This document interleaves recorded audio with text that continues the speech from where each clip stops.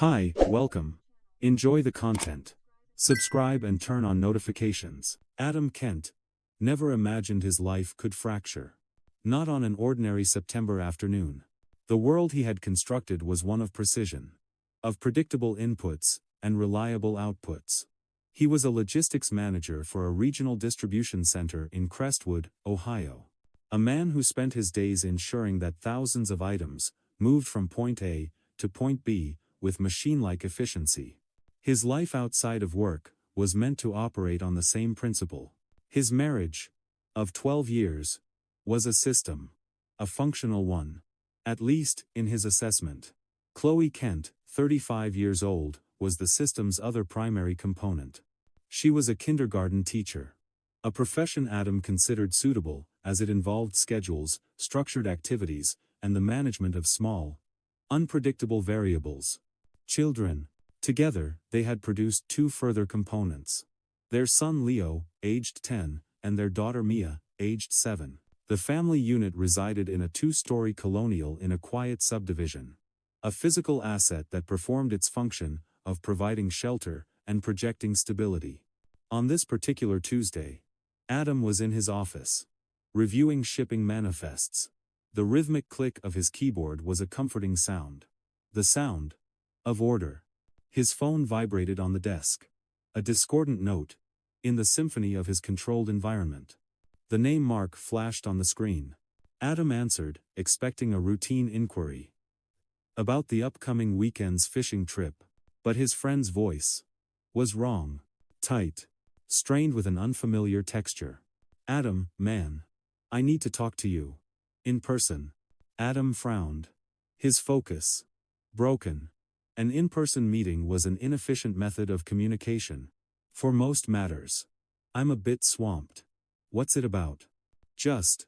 Not on the phone. After work. Can you meet me? It's important. That word. Important. It was heavy with an alloy of urgency. And something else. Embarrassment. It registered in Adam's mind as a critical system alert. Mark was not a man given to drama. Their friendship, a stable variable for over 2 decades, was built on a foundation of mutual understanding and minimal fuss. The parking lot of the old diner on Route 42. 6 o'clock, Adam said, already processing the logistical implications. He hung up. A knot of unease tightened in his gut. It was an unwelcome emotion, a data point that didn't fit his projections. The next 3 hours were unproductive. Adam stared at the spreadsheets, but the numbers, they just blurred. His mind, usually a clean, organized space, was now cluttered. With hypotheses. Financial trouble? A health issue? No. The tone was wrong. It was heavier. Carrying a payload he couldn't identify. He disliked unknowns. They were liabilities. He left work at 5:30. The drive to the diner, an automated process. The evening was mild. The Ohio sky a placid, fading blue. He arrived first, parking his sensible sedan in a far corner. He checked the time. 5:58. He valued punctuality. Mark's pickup truck pulled in at 6:15. The 15-minute deviation was uncharacteristic. And noted. Mark emerged slowly. His shoulders slumped. His hands shoved deep into his pockets. He looked like a man about to deliver a fatal diagnosis. They exchanged a brief nod, foregoing inefficient pleasantries. I didn't want to do this, Mark began. His voice low. I was at the cask room last night, for a client dinner. I saw Chloe. Adam processed the information. The cask room. An expensive, downtown establishment. An anomaly. Chloe's evenings were typically allocated to grading papers. Okay, Adam said. His voice flat. Waiting for the relevant data. She was with a guy, Adam. And it didn't look like a work thing. The words were like stones. Dropped into a placid pond, the ripples expanding outward. Distorting the reflection of the world he knew. He felt a sudden, cold clarity. The vague unease of the afternoon, sharpened. Into a single, piercing point of focus. Mark was fumbling with his phone. His fingers shaking slightly. I wasn't going to, but I couldn't sleep. If it were me, I'd want to know. You deserve the truth. He turned the screen toward Adam. The images were high resolution, brutally clear. There was Chloe, in a dark red dress.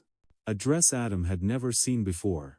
Her hair was down, styled in a way it never was for a parent-teacher conference. And she was smiling. It was a specific smile. One Adam had catalogued as his own, a private, intimate expression, reserved for moments that belonged to them. But the smile was not directed at him. It was directed at a man. With dark hair, wearing a suit that was too slick for Crestwood. They were close.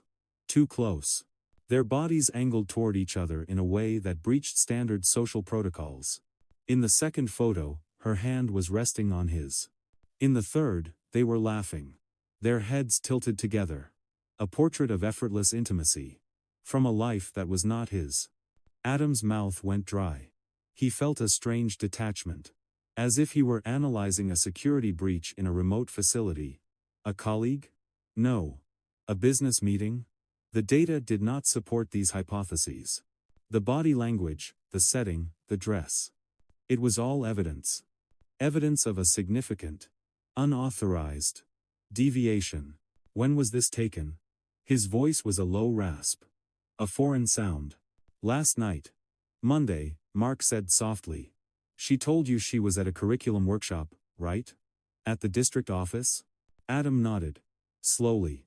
That was precisely the information she had logged in their shared calendar. A plausible, efficient excuse. She had kissed the children goodnight, given Adam a perfunctory peck on the cheek, and left. But her destination had clearly not been the district office. A hot, acidic feeling began to rise from his stomach. It wasn't just sadness. It was anger.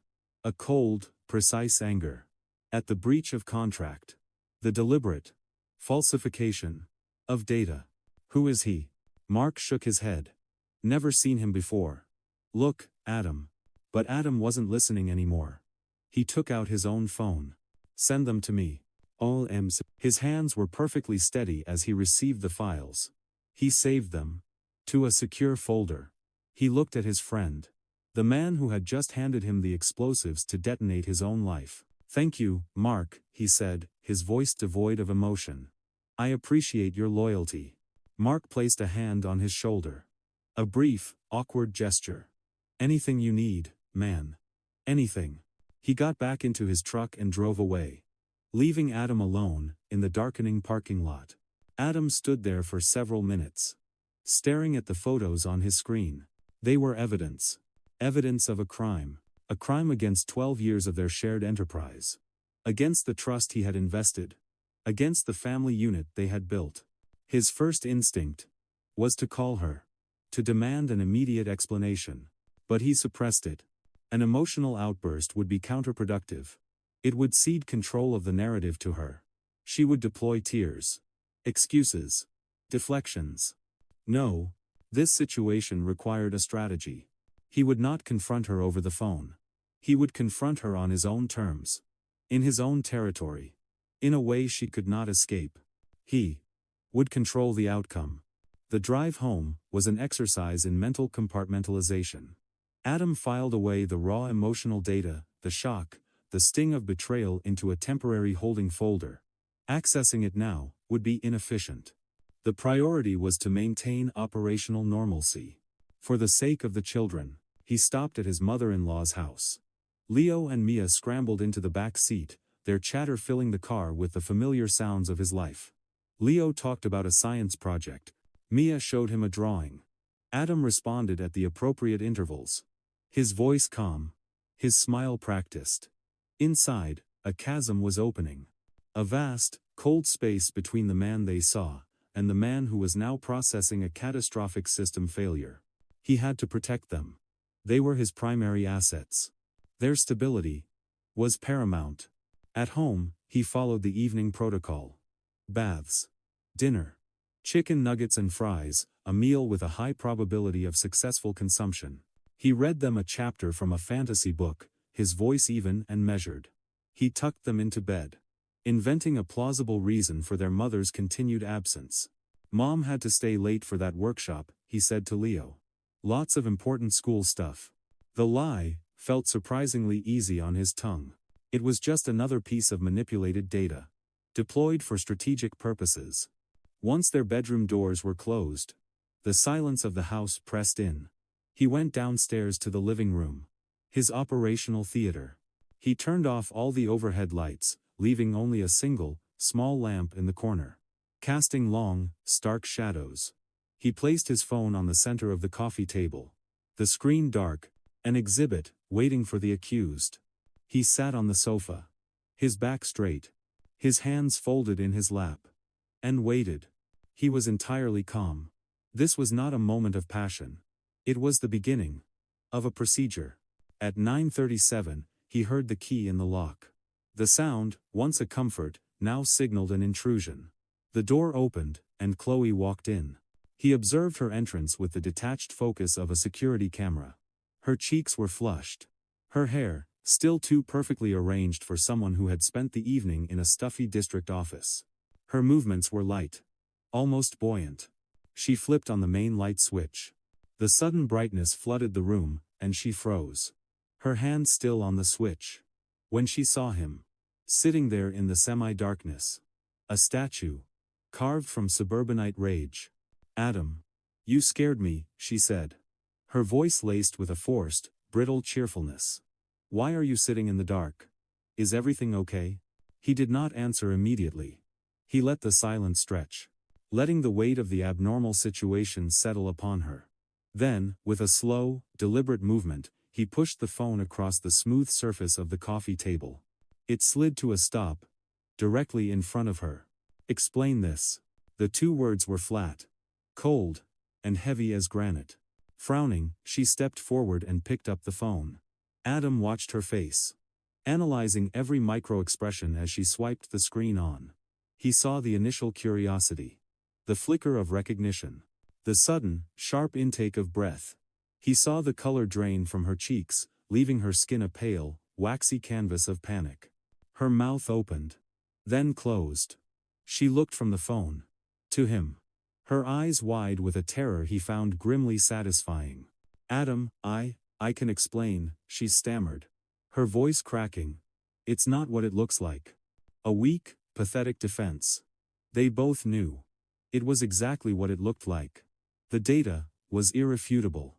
He stood up. He was not an imposing man. But at that moment, his posture radiated a cold authority that made her take an involuntary step back. "How many times?" The question was low, almost a whisper.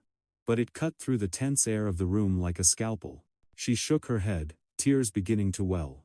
A predictable response. A classic diversionary tactic. "Please, Adam, let's just talk. Let me explain everything." "How many times, Chloe?" His voice rose slightly, edged with steel.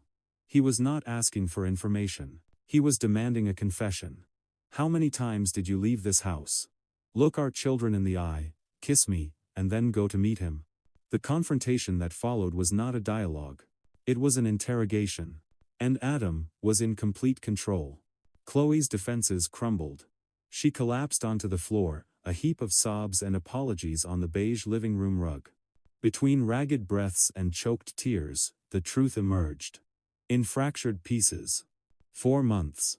His name was Daniel Vance, a sales representative for an educational software company. It began, she claimed, with innocent emails. Then lunches. Then text messages. Then, this. Adam listened. His expression impassive. His jaw clenched. He sat back down on the sofa, observing her breakdown as one might observe a chemical reaction. Each tear, each apology, was simply another data point, confirming her guilt and his justification. He felt no pity. Pity was an inefficient emotion. What he felt was a profound sense of violation. A breach of the fundamental terms of their partnership. When her confession petered out into exhausted sobs, he let the silence hang in the air, for a long, heavy moment. Before he spoke. "You're going to call him." It was not a request.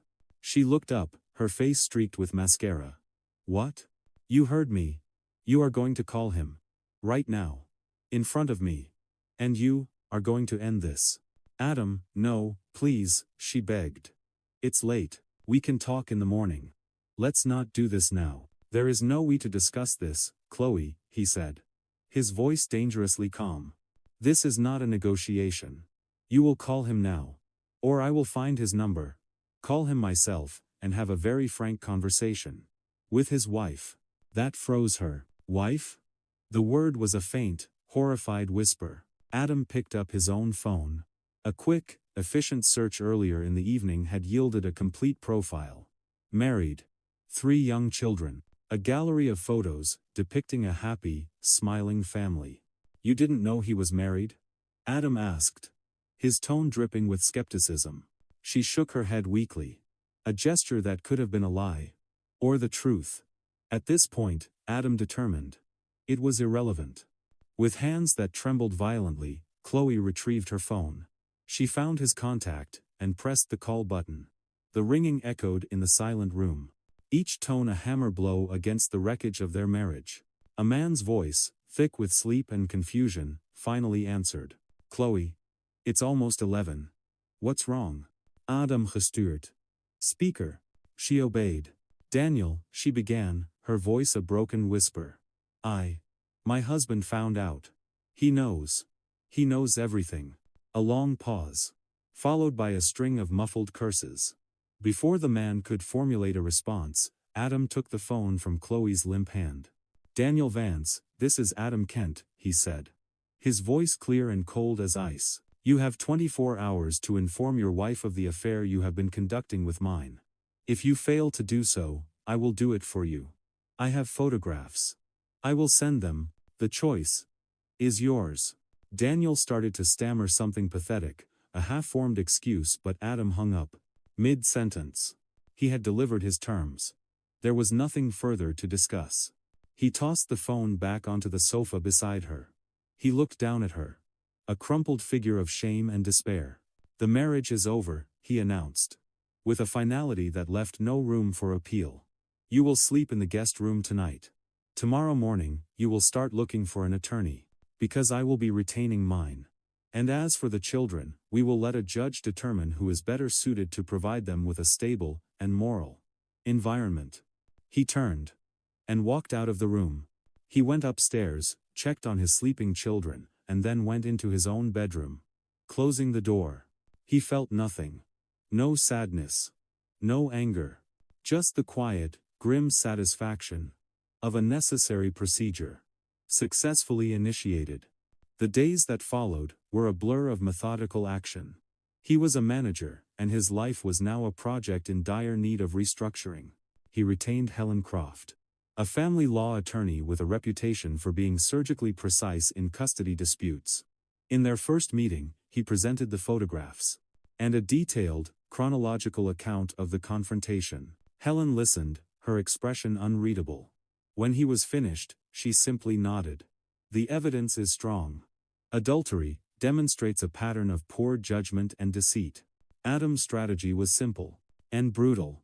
He would burn down every bridge Chloe might use to escape. While Helen prepared the legal filings, Adam executed the next phase. 24 hours after the confrontation, having heard nothing, he made an anonymous call. He found the home number for Daniel Vance's wife, Jessica.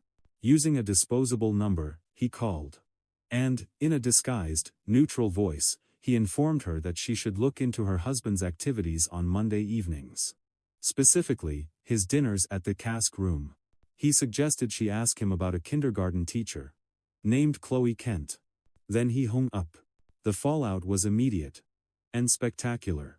The inevitable gossip network of a small suburban town did the rest. Jessica Vance, humiliated, apparently confronted her husband in a scene so volatile that neighbors called the police. Daniel Vance lost control of the narrative. Completely. Worse for Chloe. Jessica did not stop there. 2 days later, she appeared at Chloe's elementary school at dismissal time. In the crowded parking lot, in front of other teachers, parents, and children, she launched into a loud, tearful, profane tirade. Accusing Chloe of being a homewrecker. Destroying her family.